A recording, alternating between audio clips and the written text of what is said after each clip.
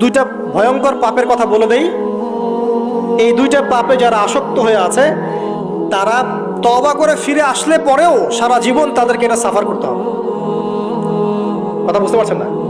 তওবা করে ফিরে এসেছেন মনে করেন, তারপরেও আপনাকে সারা জীবন এই পাপের ফলটা ভোগ করতে হবে। এক, মাদকদ্রব্য দীর্ঘদিন সেবন করেছেন, তওবা করেছেন, ফিরে এসেছেন, আল্লাহ হয়তো মাফ করে দিয়েছেন, আল্লাহ পাক মাফ করে দিয়েছেন, বাট আপনি আপনার দেহের যে ক্ষতিটা করে ফেলেছেন এটা পোষাতে পারবেন না। এক নাম্বার। দুই, তখন আপনি যদি বিয়ে করেন আপনি স্ত্রীকে সন্তুষ্ট করতে পারবেন না।